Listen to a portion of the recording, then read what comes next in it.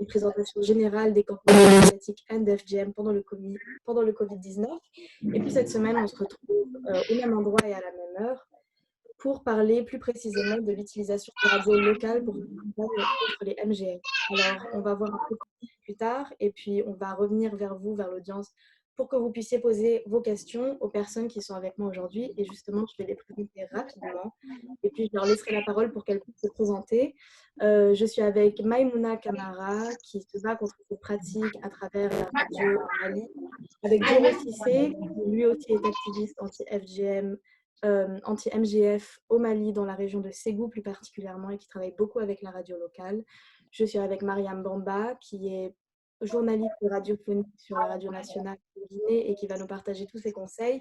Et Mama Silla, qui est aussi une activiste guinéenne, qui va nous donner ses conseils pour commencer sa campagne ou bien pour la développer en fonction de là où vous êtes et là où vous voulez aller. Donc je vous propose de chacun peut-être se présenter, que vous donniez plus de contexte, plus d'informations sur vos activités, comme ça on peut plus facilement vous situer. Ensuite on regardera le petit film et puis ensuite on passera aux détails plus pratiques des campagnes contre les mutilations génitales pendant le Covid-19 et sur les radios locales. Peut-être que Maïmouna Kamara, vous pouvez commencer par vous présenter et dire un peu vos activités, comment vous avez commencé, etc. Et puis on peut continuer avec Mariam, Mama Silla et Dioro. Ok, merci Alice.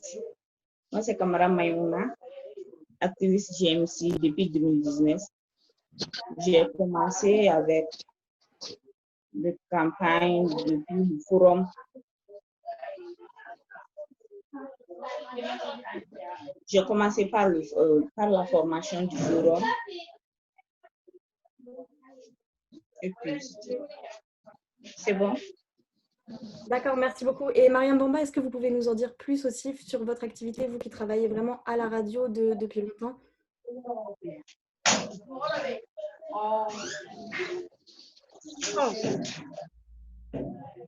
En tant que journaliste,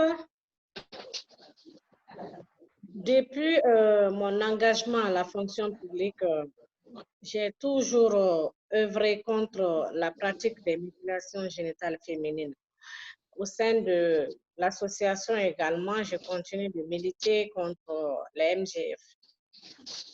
Depuis 2014, nous avons créé cette ONG de journalistes.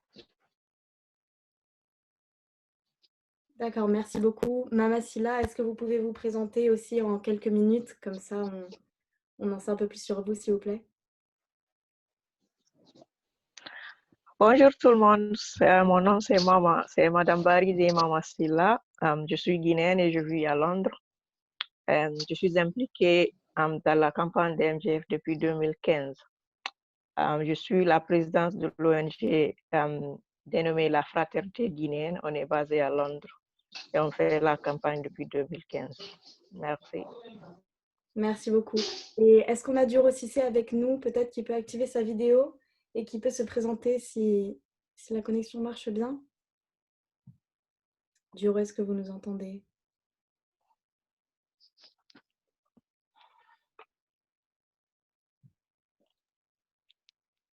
On va...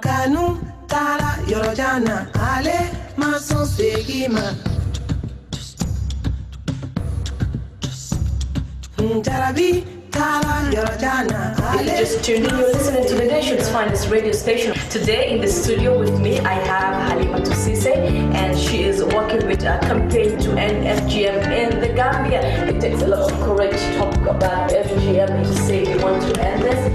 How do you do this? I need to break the silence, come forward and talk to people. Because if we don't talk, people will not know what is happening. Of course, the media.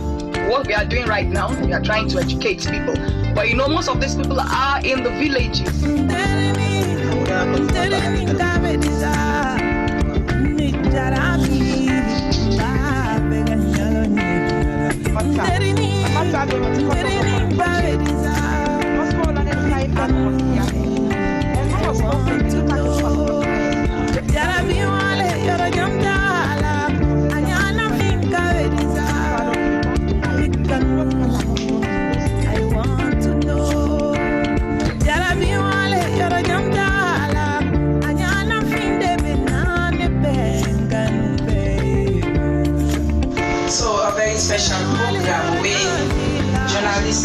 this FGM symposium what they bring to Muna, and they get support from global media so that we will continue for talk to people. We do a lot. We go to the community and engage people and sensitize people. A lot of response towards from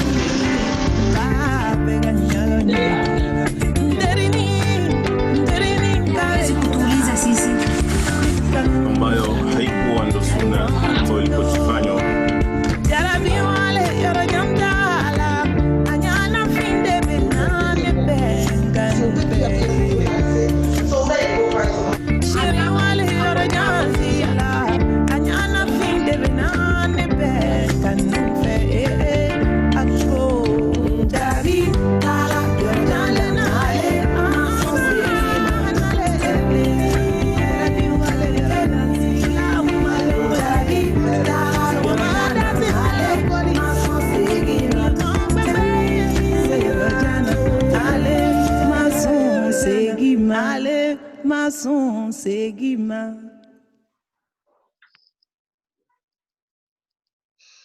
Bon, alors là, on a un aperçu du pouvoir de la radio et de la radio locale en particulier, avec quelques exemples qui vous sont donnés de campagnes contre les MGF sur la radio locale.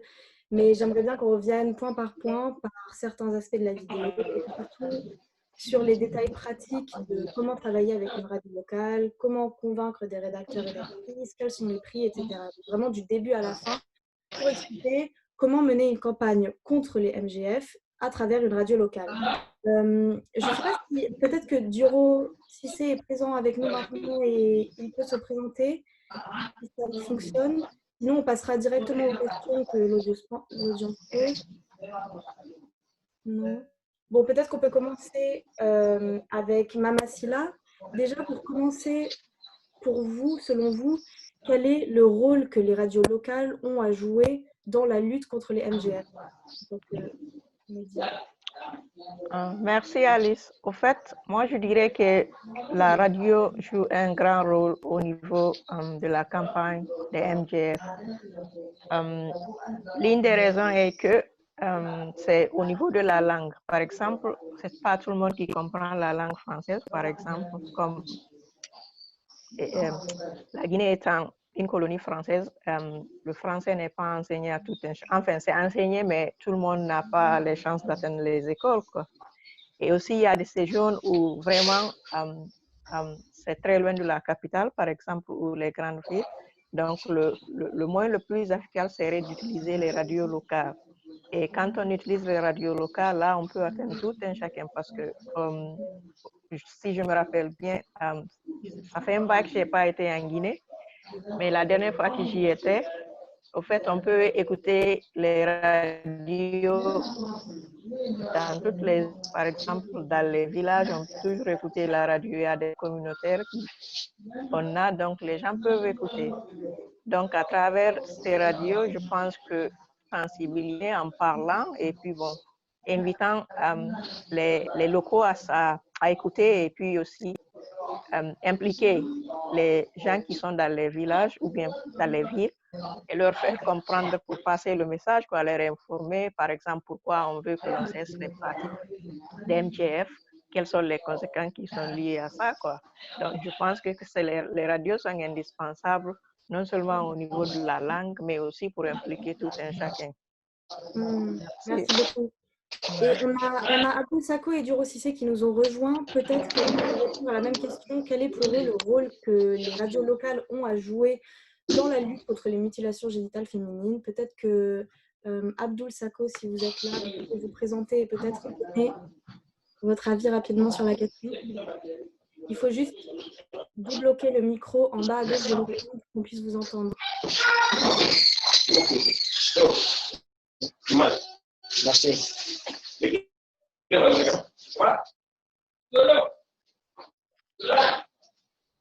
Allô? Est-ce que vous nous entendez? Abdul, est-ce que vous nous entendez? Il faut juste débloquer votre micro. Dioro, peut-être que vous nous entendez aussi? Allô? Alice, vous m'entendez? Oui, Alice? Je vous entends. Allô? Oui, je vous entends très bien. Ok, je suis Abdul Sako. Désolé de prendre la réunion en le coordonnateur général du réseau Convergence pour la paix et la démocratie.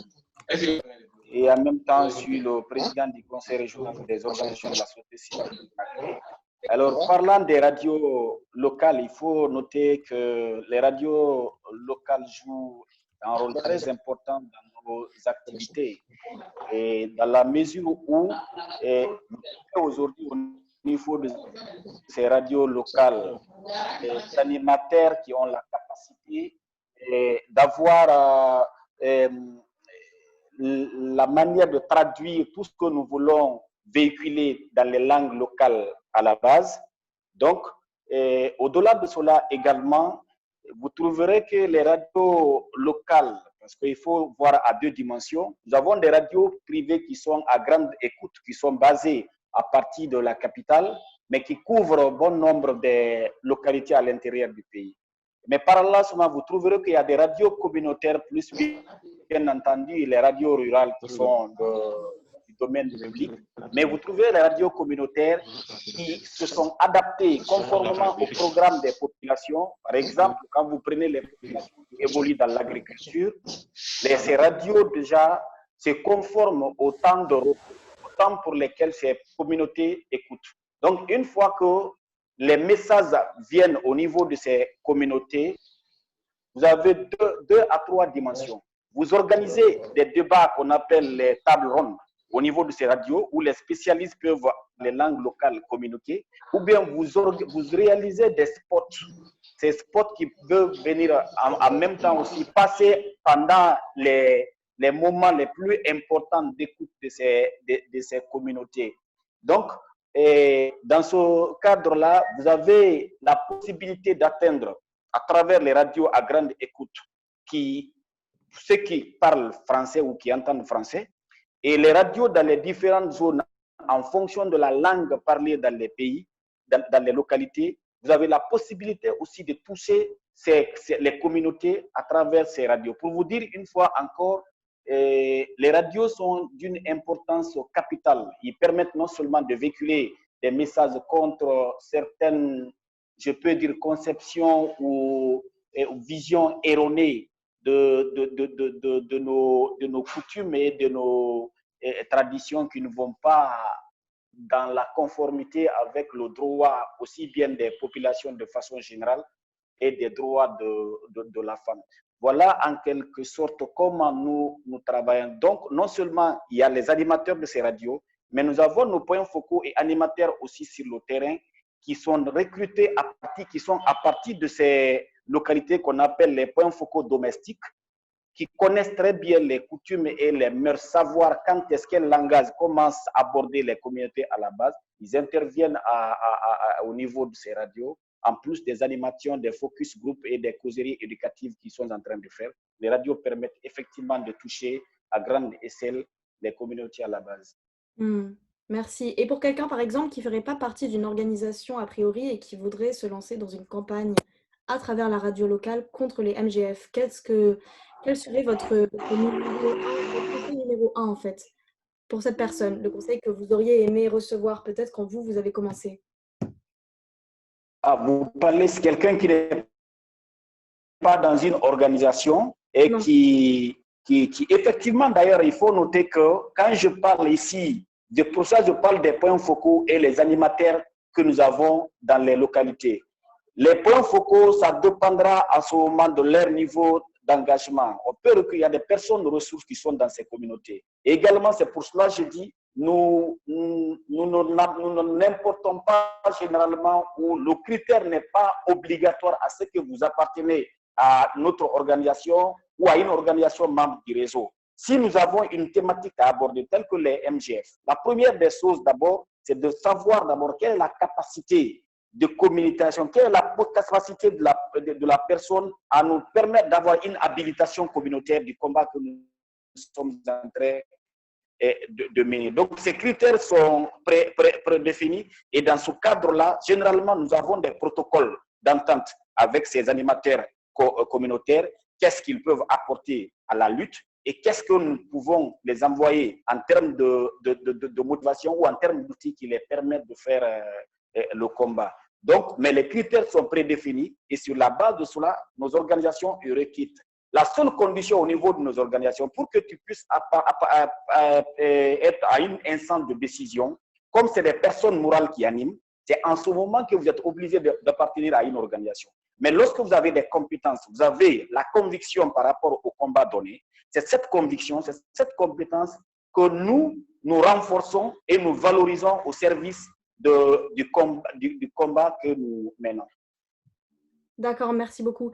Et je vais me tourner vers Mariam Bamba, qui, elle, est journaliste radio depuis très longtemps.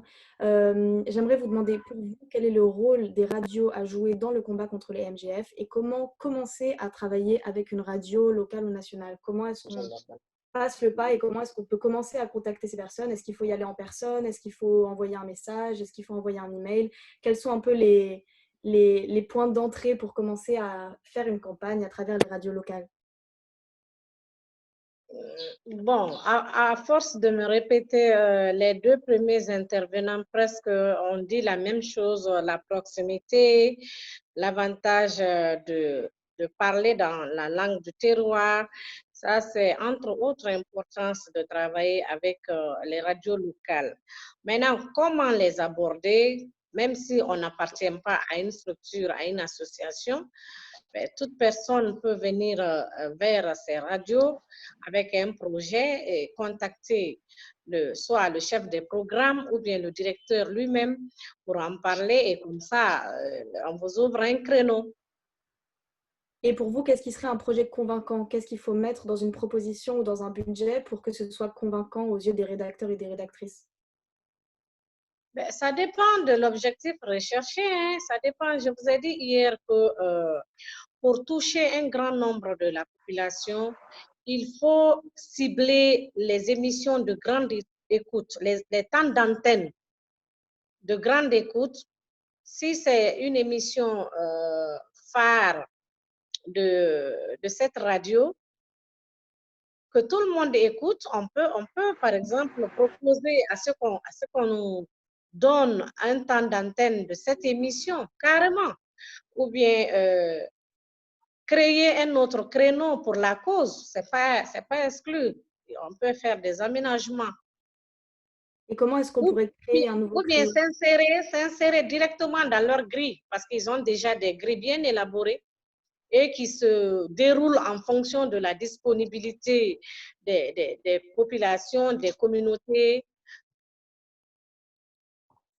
D'accord. Et vous dites, on pourrait créer un nouveau créneau sur la chaîne de radio pour parler d'un sujet en particulier. Mais comment est-ce qu'on crée un nouveau créneau? Comment est-ce qu'on arrive à ce stade-là d'avoir cette discussion avec des gens de la radio? C'est ce que j'ai dit. Toute radio a une direction. Vous prenez contact avec la direction et la direction vous met peut-être en contact avec le chef des programmes parce que tout se passe au sein des programmes quand il s'agit des émissions. Donc, le chef des programmes va vous trouver un temps d'antenne pour vous insérer ou bien vous vous alignez sur leur grille déjà disponible et vous choisissez un temps là-bas. Et est-ce que si on parle par exemple du prix du temps d'antenne, est-ce que c'est cher? Quels sont les facteurs qui font que ça varie? Est-ce que c'est l'heure? Est-ce que c'est les personnes avec qui on peut travailler, le programme en lui-même? Et est-ce que ça se négocie? Bon, en principe, chaque radio a ses tarifications. Mais je voudrais apporter une petite précision. Les radios communautaires privées ne proposent pas les mêmes tarifications que les radios communautaires étatiques. Parce que ces radios communautaires locales évoluent sous la tutelle de l'État. Ce n'est pas les mêmes tarifications. Donc, à ce niveau, il faut que je marque cette différenciation. Ils ont des tarifs, Donc, qu'est-ce qui est plus cher? Ça peut se négocier. Ce sont les radios communautaires privées.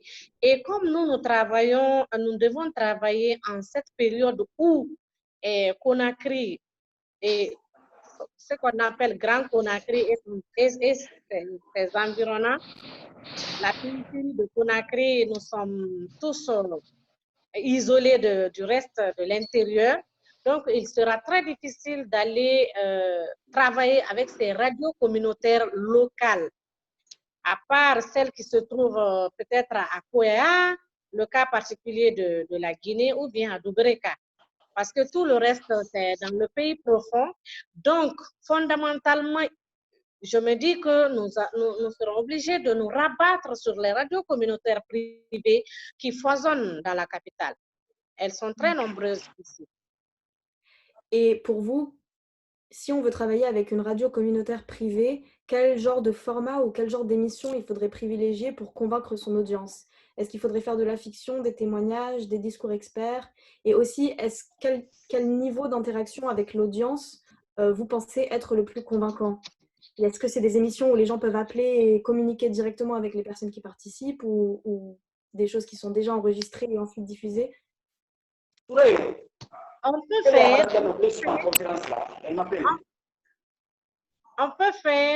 faire des émissions, enregistrer des émissions en différé et venir passer à l'antenne, tout comme on peut faire des émissions interactives.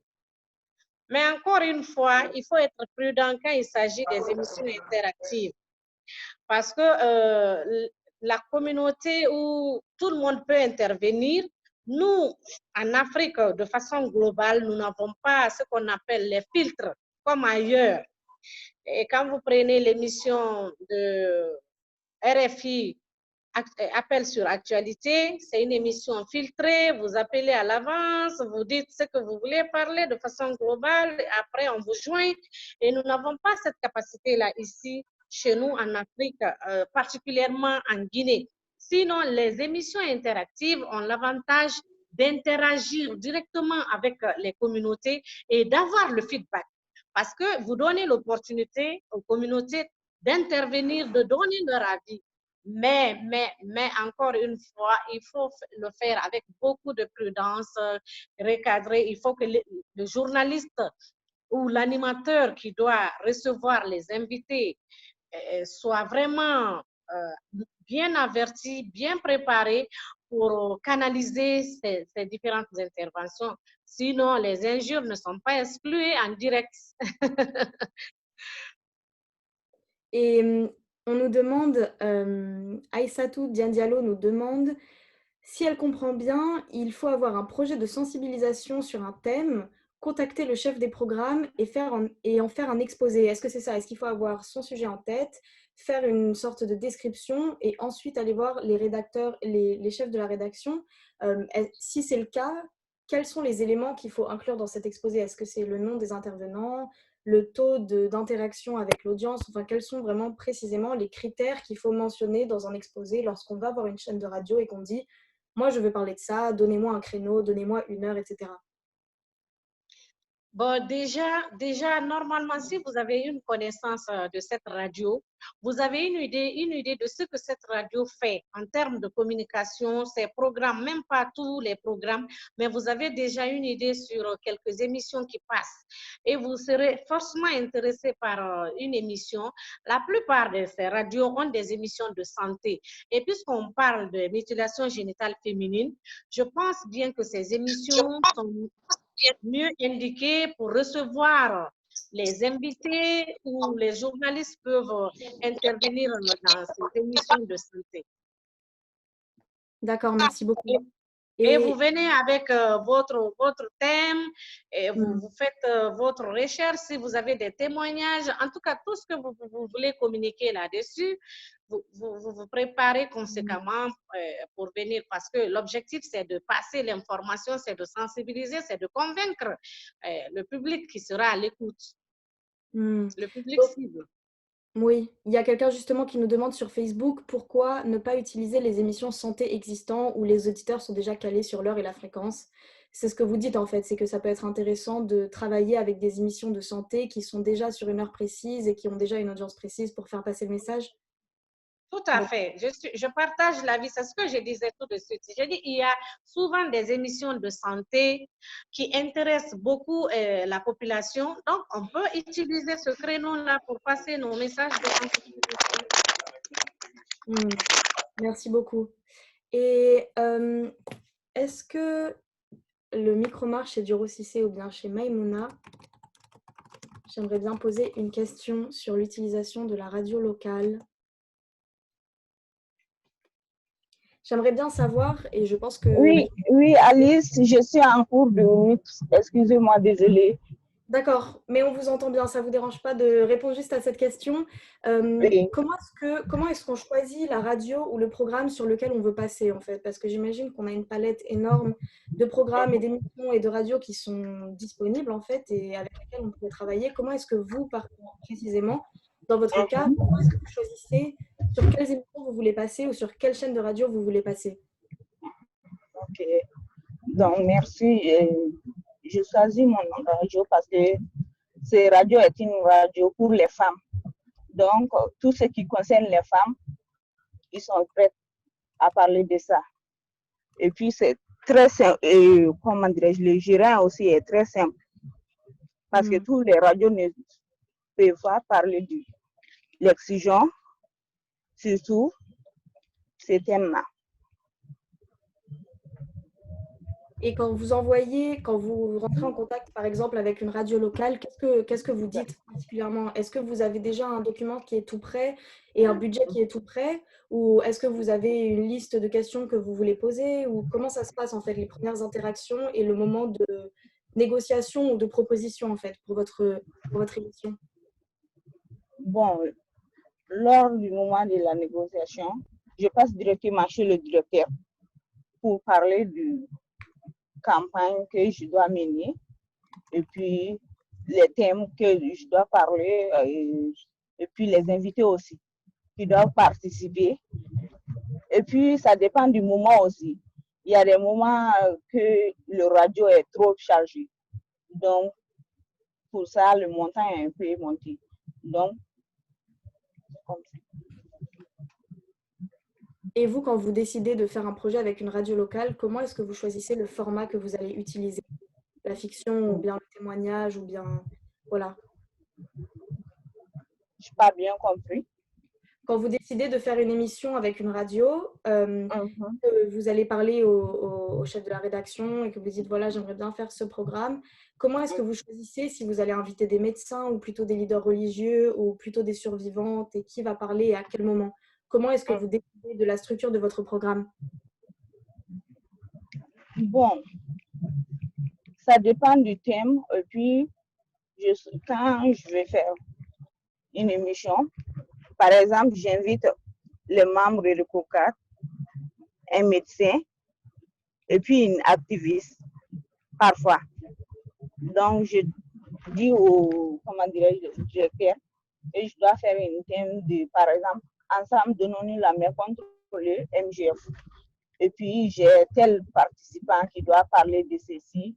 Donc, un docteur qui dit les conséquences du MGF. Et puis, un membre de COCAT qui doit parler ce que l'islam dit par rapport à ça. Une activiste qui explique ce qu'il a parcouru, les combats qu'il a menés contre le MGF. D'accord. Et je vais retourner à Mariam Bamba rapidement. On parlait tout à l'heure des émissions interactives pendant lesquelles l'audience peut appeler, peut faire des commentaires. Et puis vous disiez que ça pouvait être quelque chose de bien parce qu'on recevait directement des réactions. Mais j'imagine que surtout quand on parle d'un sujet aussi tabou que celui des MGF, on doit faire face à pas mal de critiques. Et je voulais vous poser la question, comment est-ce qu'on répond justement à ces critiques ou à ces réactions qui peuvent être négatives de manière sensible et intelligente en direct en fait? Si c'est un appel en direct dans une émission interactive, le journaliste doit tout juste garder son sang-froid, ne pas répondre à ces injures, ou bien esquiver si c'est une question trop directe, parce qu'il n'est pas exclu qu'on pose la question on adresse la question aux intervenants sur leur vécu directement et ça peut heurter la sensibilité quand on n'est pas préparé à ça. Il faut juste garder son sang-froid et pouvoir réagir face à ces questions-là. Et on a une question de Madame Diandalo en Guinée qui nous demande si on a déjà un projet en tête, mais je crois qu'on y a un peu répondu avant, juste pour répéter une dernière fois. Si on a déjà un projet en tête, est-ce qu'on peut directement aller voir la personne qui dirige une radio locale pour lui proposer le projet, ou est-ce qu'il faut y aller et attendre de voir ce que la radio voudrait diffuser et ensuite faire son projet en fonction? Juste pour répéter. Non, moi je crois que c'est nous qui portons notre projet. Nous avons une idée de ce que nous voulons faire, de ce que nous pouvons faire. Donc déjà, avant d'aller prendre contact avec qui que ce soit, avec un directeur ou un chef de radio, nous devons mûrir notre projet, nous devons avoir notre projet sous la main et puis aller, si on va vers ces radios, c'est pour avoir un créneau de diffusion. D'accord, donc il faut déjà avoir tout préparé dans sa tête.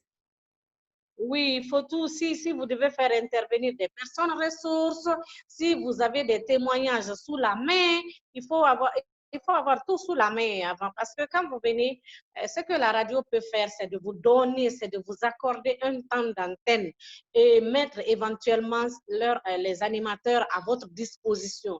Mais le reste, peut-être que vous pouvez coordonner tout avec le journaliste animateur ensemble. D'accord, merci beaucoup. Et je vais aller vers Duro Cissé pour voir si la vidéo marche, parce qu'il travaille dans une radio locale, la radio Foko, si je ne me trompe pas, à Ségou, au Mali, en tant que journaliste et animateur. Duro, est-ce que vous m'entendez?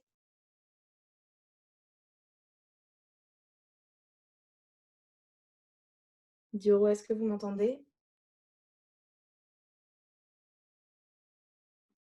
Non, bon alors je vais retourner, on va aller voir Abdoul Sako pour justement parler de ce dont on a parlé juste avant avec Mariam Bamba et puis on a reçu une autre question là-dessus sur comment, encore une fois, faire face à la critique lorsqu'on brise un tabou comme celui des MGF et qu'il y a des réactions négatives de l'autre côté, chez l'interlocuteur. Comment est-ce qu'on fait pour passer au-dessus ou pour gérer ça et pour continuer la campagne en fait en dépit de ces remarques? Merci beaucoup. D'abord, Madame Bamba, elle a bien campé le format, comment ça se passe avec les radios. D'abord, il faut juste faire un petit distinguo entre les animateurs de la radio et lorsque vous voulez organiser une émission interactive. La première des choses, d'abord, que la radio est le temps d'antenne. Cela veut dire qu'il y a un animateur au sein de la radio qui joue le rôle de facilitateur entre vous, si c'est une émission interactive, ou bien si même c'est une table ronde que vous organisez, en direct ou pas, comme Alice par exemple, vous êtes en train d'animer cette conférence, vous faites la facilitation. C'est effectivement la même chose quand la radio vous accorde le temps d'antenne. Déjà, l'animateur est là, qui est un journaliste un animateur au niveau de la radio. Mais les spécialistes, c'est à vous maintenant, en fonction de l'intérêt que vous avez au sujet, en fonction de la sensibilité au sujet, en fonction vraiment de tout ce qui peut être lié en termes de tabou ou de ceci ou cela lié à votre sujet. C'est vous qui prenez maintenant des personnes qui sont habilitées, qui ont la capacité d'aborder les questions avec, de façon négative parfois si vous êtes sur le terrain. Vous prenez par exemple, parmi ceux qui vont animer l'émission, vous prenez un imam qui maîtrise parfaitement la place de la vision de l'islam vis-à-vis de cela. Vous prenez un médecin par exemple qui a la capacité de vous communiquer sur tout ce qui est les méfaits sur le plan santé. Vous prenez quelqu'un à corps qui pèse l'épanouissement de la femme. Je donne juste des exemples. Ces animateurs sont sur là.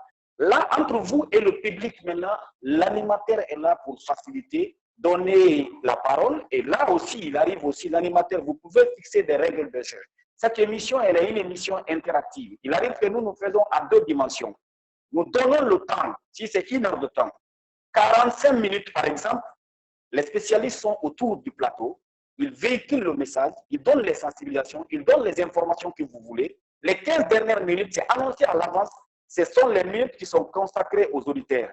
Ils appellent sur la base de ce qu'ils n'ont pas compris ou ce qu'ils veulent apporter en termes d'amendement. Peut-être, vous prenez souvent un groupe de 3 auditeurs, quand 3 auditeurs appellent, ou bien vous prenez carrément un auditeur appel, on donne la réponse. Donc, c'est l'approche souvent qui est utilisée. Madame Bamba a parlé d'un aspect, l'affaire de Crénos, qui est très important, sur lequel vous êtes venus toujours.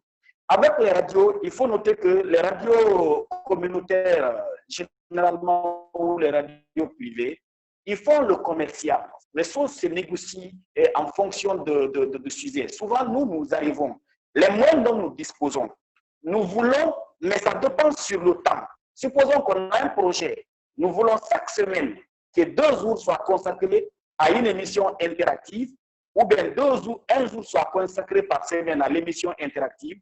Nous voulons faire en 1 mois, 2 mois, 1 an, y compris la diffusion effectivement des spots que nous préparons pour amener. Les choses se complètent. Généralement, au même mois, si vous avez 1 jour, par exemple, avec une radio communautaire négociée par rapport à des émissions interactives, des tables rondes, parallèlement aussi, courant de la semaine, vous pouvez concevoir les spots d'information et de sensibilisation sur le sujet donné. Ces sujets passent en termes d'information. Alors, la semaine maintenant, au moment des émissions interactives, vous passez à l'action. Et le créneau maintenant, vous pouvez effectivement, où nous voulons chaque vendredi, nous voulons à telle heure que nous ayons le plateau pour une émission interactive ou pour une émission, pour une table ronde. Voilà comment vous négociez effectivement avec les...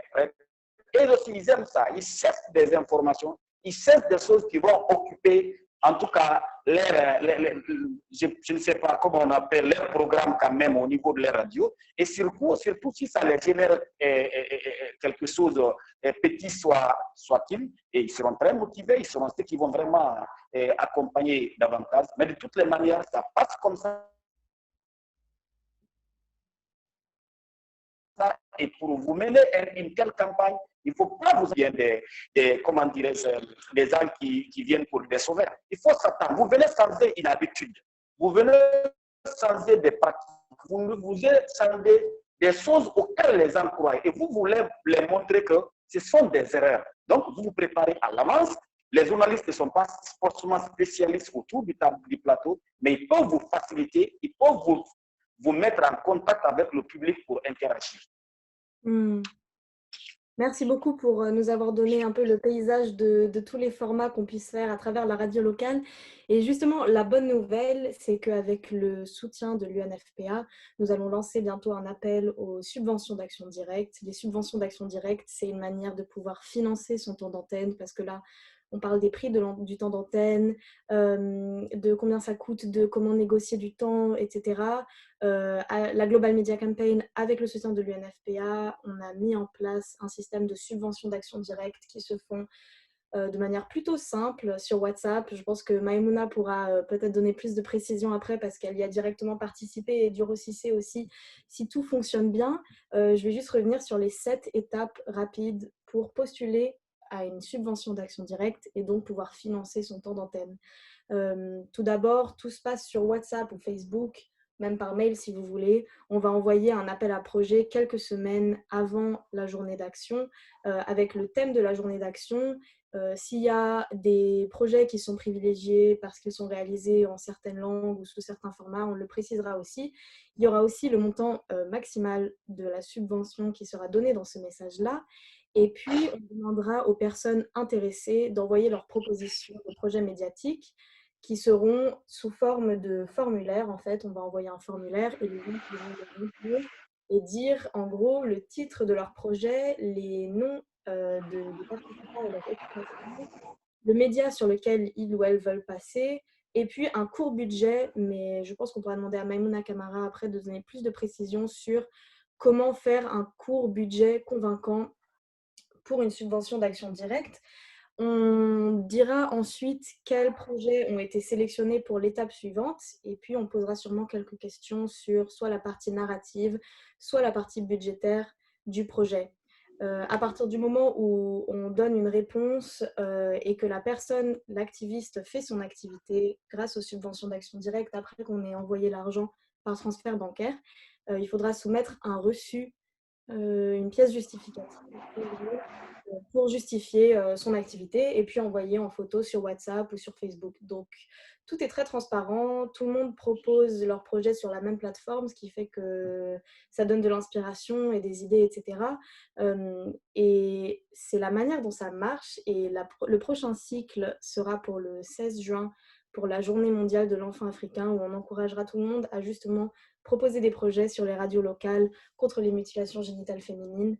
Je pense que si on peut justement passer la caméra à Maimouna ou bien à Dioro, est-ce que la caméra de Dioro marche? Est-ce que vous m'entendez, Dioro Cissé? Est-ce que nous, on vous entend? Allô? Allô, Dioro? Bon, je crois que ça ne fonctionne pas. Je vais poser la question à Maimouna Camara, alors, qui a déjà participé plusieurs fois à des subventions d'action directe. Et je pense qu'une question que les gens se posent, c'est est-ce que n'importe qui peut postuler? Oui, allô? Allô, Duro? Oui, je suis là. Ah, d'accord, on vous entend, super. Très bien. Si vous voulez vous présenter rapidement, allez-y, comme ça les gens pourront vous situer plus rapidement. Et puis ensuite, est-ce que vous pouvez expliquer si tout le monde peut postuler à une subvention d'action directe et surtout comment on postule à une subvention d'action directe, quel niveau de détail il faut donner dans son rapport, dans sa proposition narrative, et puis comment on fait un petit budget pour une subvention d'action directe, vous qui avez participé à beaucoup d'entre elles. Ok, d'accord. Donc, je suis Dioro Cissé, journaliste, animateur et diplômé de l'Académie médiatique GMC au Mali. Donc, comme vous l'avez si bien dit, beaucoup de personnes peuvent participer à la subvention, notamment ceux-là qui ont reçu la formation, les diplômés de l'Académie GMC, ils peuvent véritablement souhaiter avoir la subvention pour les projets d'émission au niveau des radios locales. Comme vous l'avez si bien dit, alors tout se passe d'abord au niveau de WhatsApp. Nous avons créé des groupes WhatsApp où nous nous retrouvons, nous, diplômés des GMC, nous, activistes. Et dès que la subvention est lancée, alors nous formons nos petits projets. Nous avons des canevas propices pour ça. Comme vous l'avez si bien dit, il faudra qu'il y ait un nom de la personne qui va demander la subvention. Il faudra que vous donnez le nom de votre projet. Ensuite, il faudra décrire en quelques lignes votre projet. Alors, ça va consister à faire quoi? Vous allez animer une émission sur quel sujet, qui allez-vous inviter et quel sera donc l'impact de votre émission une fois l'émission réalisée. Mais juste après, au niveau du budget, il faudra tenir compte alors du temps d'antenne, parce que chaque radio a un temps d'antenne. Une fois que vous partez avec votre projet à la radio, par exemple, ici à Ségou, notamment au niveau de la radio Foucault, le temps d'antenne fait 1000 francs. Donc maintenant, si vous voulez faire une émission d'une heure, il faudra que vous budgétisez votre émission par rapport à ces 1000 francs-là pour que vous ayez donc le temps d'antenne. Donc il faudra tenir compte également des aspects, peut-être des invités, tels que le recrutage, les leaders religieux, et notamment les docteurs qui viendront parler justement du sujet. Donc voici un peu les aspects que vous devez prendre au niveau du budget pour réaliser votre projet, c'est-à-dire votre émission sur la radio locale. Et justement, vous parlez il faudra mettre plusieurs noms, etc. Est-ce que vous, personnellement, vous proposez des projets qui sont plutôt individuels ou qu'est-ce que vous pensez des projets collectifs? Est-ce que plusieurs personnes peuvent se proposer un projet ensemble pour une subvention d'action directe? Alors, donc, vous savez, les milliers ne sont pas les mêmes. Alors, chaque millier répond à ses propres réalités. Donc, moi, je pense que la personne qui se trouve dans son millier, la personne connaît alors les réalités de son milieu, les besoins donc, de son milieu. C'est en fonction des réalités et des besoins. Et surtout, donc, voilà, c'est que alors, la population veut pour mettre fin à ces pratiques-là. Donc, c'est par rapport à la réalité de ce milieu que le demandeur de la subvention envoie donc son projet. D'accord. Et vous dites aussi que dans le formulaire, il faudra dire quel est l'impact du projet. Mais comment vous pouvez savoir quel serait l'impact du projet? Qu'est-ce que vous écrivez, vous, en général, dans vos propositions, dans cette colonne-là? D'accord. Par exemple, la subvention passée tout près comme impact, parce que moi j'ai fait appel à une sage-femme qui est venue parler sur les conséquences médicales donc, de l'excision. Ensuite, j'ai fait venir un leader religieux, notamment l'imam donc, du quartier. Ensuite, j'ai fait appel également donc, à notre maire, madame la maire de la commune rurale donc, de Pelingana, ce qui devient c'est une autorité locale. Alors, l'impact, c'est que la qualité des invités, c'est des personnes, par exemple, le docteur, lui, il maîtrise, il connaît très bien le sujet. Alors, notre autorité communale, elle est suivie, c'est une leader. Ensuite, quand il y aura un leader religieux qui viendra parler de ce que dit la religion par rapport donc, à ces sujets-là qui sont jusqu'à présent un peu tabous dans certaines localités, ça, c'est des invités qui ont des qualités qui pourront donner de l'impact à ce que vous allez dire. Et notamment donc, le choix donc, de la radio que vous allez utiliser. Par exemple, il y a la radio Foucault qui est alors la seule radio au niveau de 30 communes. Donc, les 30 communes écoutent la seule radio. Alors, ce qui revient à dire, quand vous allez utiliser ce canal-là, on est sûr que le message va passer. Et ça va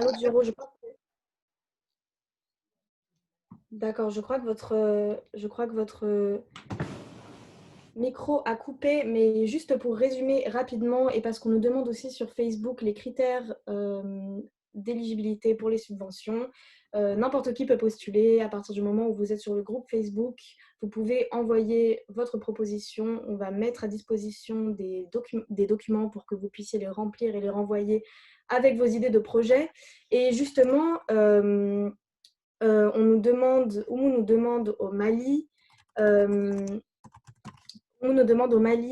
si on a des exemples, par exemple, si on a des exemples de projets qui pourraient être bien à réaliser pour le 16 juin, pour la journée mondiale de l'enfant africain, des projets peut-être sur la radio locale ou bien sur la radio nationale, enfin un projet médiatique pour le 16 juin contre les MGF. Et je vais demander à Mariam Bamba ce qu'elle en pense en tant que journaliste de projets qui pourraient être bien à réaliser à travers la radio, peut-être un premier projet, peut-être un deuxième ou troisième, mais qui pourrait être bien à travers la radio pour le 16 juin.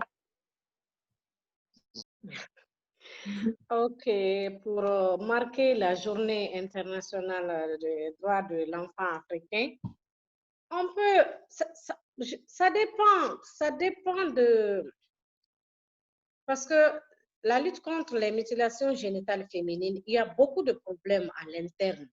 On peut cibler des sujets selon notre préoccupation. Il y a par exemple la pratique qui persiste au niveau du personnel de santé. Il y a aussi que le candidaton continue de faire perdurer la pratique. Il y a tellement de sujets qu'on peut aborder pour marquer cette journée. Ça foisonne, je veux dire. Les sujets foisonnent. Donc, en tant que, je ne sais pas, celle qui pose la question, si elle est journaliste ou bien elle évolue dans la société civile, elle n'a qu'à voir dans son entourage quel est le besoin en termes d'information, de sensibilisation auquel on peut faire face rapidement. D'accord. Et je pense qu'on va bientôt terminer la session parce que ça fait bientôt 1 heure qu'on discute de tout ça. Evie demande un conseil pour faire son premier programme à travers la radio locale. Est-ce que ce serait plutôt une table ronde? Est-ce que ce serait un jingle? Qu'est-ce qui est le plus facile pour commencer? Encore une fois, à mon avis, si j'estime que c'est à travers un spot que je peux atteindre mon public cible, Ben, je me focalise sur ça. Si c'est à travers une table ronde, je me focalise sur ça. Si c'est un reportage, un magazine, ainsi de suite. Le choix, en fait, il est vraiment personnel à mon avis. Donc, vous pensez qu'il faut vraiment faire en fonction de l'audience qui est ciblée à travers votre programme? Non seulement l'audience, mais aussi le centre d'intérêt de ce sur quoi vous allez intervenir. Le sujet que vous aurez choisi. C'est ça. D'accord. Merci beaucoup, Mariam, pour tous ces conseils qui, je pense, peuvent être très utiles pour tout le monde. Peut-être que si Dioro est avec nous, on peut lui demander justement, en tant qu'activiste GMC qui a fait plusieurs subventions, quel serait pour lui un bon projet à proposer pour la Journée mondiale de l'enfant africain et s'il a un conseil pour les gens qui vont commencer avant de clore cette session.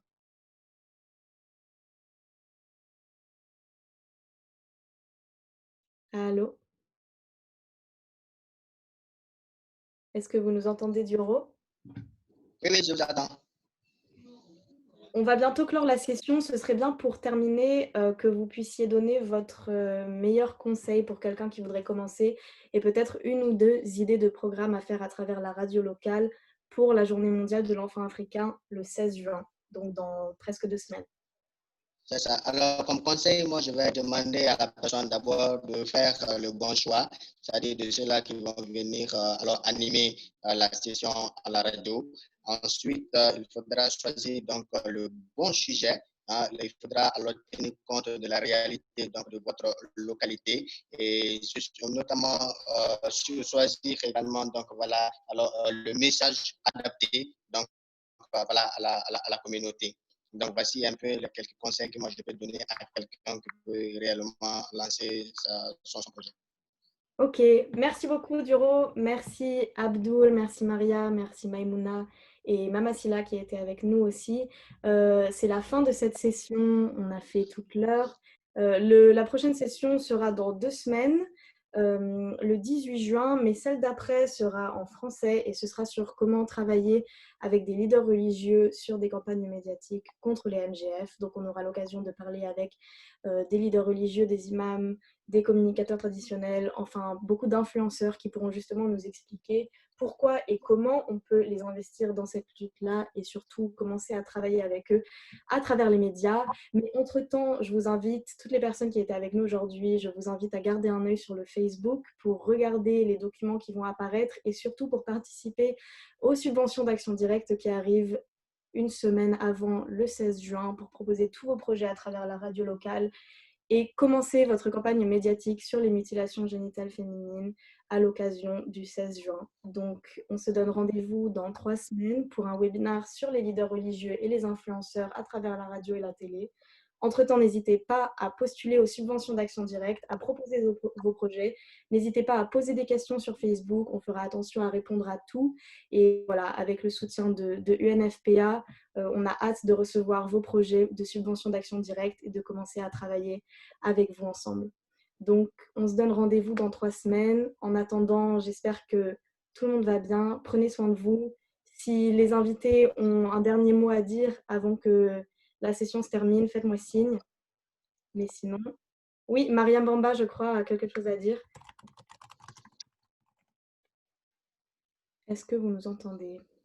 Oui, je disais que ce n'est pas quelque chose de spécial. Je voudrais juste faire mes amitiés à tous qui sont intervenus dans cette visioconférence parce qu'on n'a pas eu le temps de faire les salam alek. Je dis bonjour à tout le monde, Abdul, Maimouna, Joro et Mariama, Silla, tout le monde. Merci beaucoup, Mariam. Je ne sais pas si les micros sont activés. Ça aussi, mais on se rejoint plus tard et je suis sûre qu'on va rester en contact, en tout cas tous ensemble, en tout cas je l'espère. Merci. Merci beaucoup, merci à vous. Passez tous et toutes une bonne soirée et prenez soin de vous. Au revoir. Au revoir. Non, ça va, merci.